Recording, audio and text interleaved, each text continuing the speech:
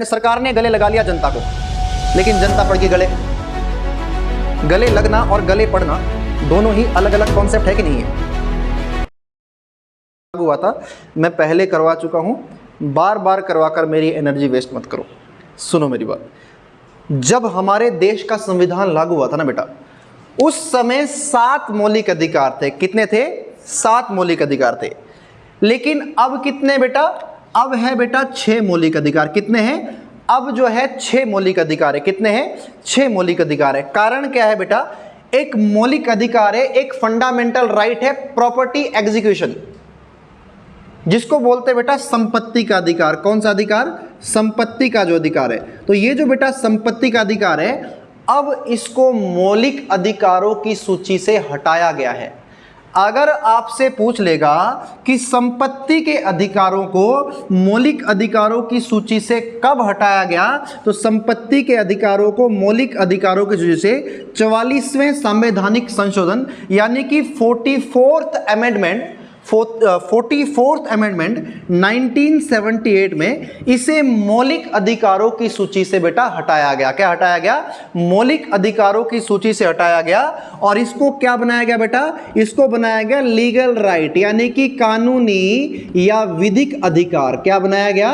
कानूनी या विधिक अधिकार। मेरे प्यारे बच्चे, बड़ा ही प्यारा कॉन्सेप्ट है। धड़ल्ले से पेपर में सवाल आएगा और आप तुरंत सही करोगे कि संपत्ति के अधिकारों को मौलिक अधिकारों की सूची से कब हटाया गया था। तो 44वें संवैधानिक संशोधन 1978 में संपत्ति के अधिकारों को मौलिक अधिकारों की सूची से क्या किया गया? हटाया गया। और इन्हें क्या बनाया गया? कानूनी अधिकार। मेरे प्यारे बच्चे, संपत्ति मौलिक अधिकार हमें जन्म से प्राप्त होते हैं, तो संपत्ति का अधिकार भी हमें जन्म से प्राप्त हुआ था। मेरे प्यारे बच्चों, संपत्ति का अधिकार क्या होता है? इसमें बताया गया है कि कोई भी व्यक्ति अपनी जो संपत्ति है उसको रख सकता है, उसकी रक्षा कर सकता है, और उसकी रक्षा के लिए आप किसी भी हद तक लड़ सकता है, ऐसा सरकार ने कहा। ये अधिकार भी पूरी तरह से कहते हैं जनता का है। ये पहले से मिला हुआ है कि आप अपनी संपत्ति जो है रख सकते हो।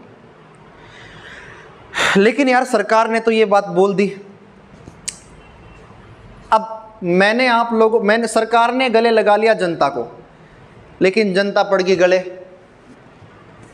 गले लगना और गले पड़ना दोनों ही अलग अलग कॉन्सेप्ट है कि नहीं है? मैंने आपको कहा कि यार आप मेरी उंगली पकड़ के चलो, आपने मेरी बाजू पकड़ ली कि हाँ भाई। कहने का मतलब क्या है? सरकार ने बोला कि तुम अपनी प्रॉपर्टी की रक्षा करो, प्रॉपर्टी तुम्हारी है, तुम्हें जन्म से अधिकार है, तुम्हारी मातृभूमि है, रक्षा करो। बढ़िया।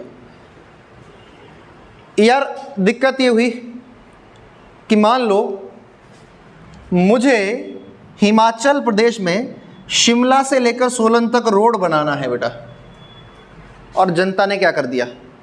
खेतों को देने से मना कर दिया कि भाई हम नहीं देंगे खेत कूद, हमारे पास नहीं होंगे खेत कूद, इतने हमारे पास खेत है।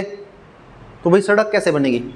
कितने लोगों को मनाएगी यार सरकार? अब हर व्यक्ति के घर घर जाकर तो बैठ नहीं सकते कि दे दे यार प्रॉपर्टी दे दे, इतनी प्रॉपर्टी दे दे। लोगों ने मना कर दिया बेटा। कोई मान लो कोई क्या कहते हैं आपका नेशनल हाईवे बन रहा है, कोई रेलवे ट्रैक बन रहा है, कोई बड़ी बड़ी रेलवे लाइन बन रही है कोई, और लोग बीच में आधे तक पहुंच गए, यहां से हरियाणा तक पहुंच गई। हरियाणा वालों ने मना कर दिया कि यहां से आगे नहीं बनेगा अभी रोड। अब रोड पहुंचाना है दिल्ली तक। तो ये क्या हो गया? सरकार के लिए बाधा बन गई। तो सरकार ने कहा कि यार ये तो गजब कर रही जनता, यार हम इनका फायदा देख रहे हो, इनको अपना फायदा दिख नहीं रहा है।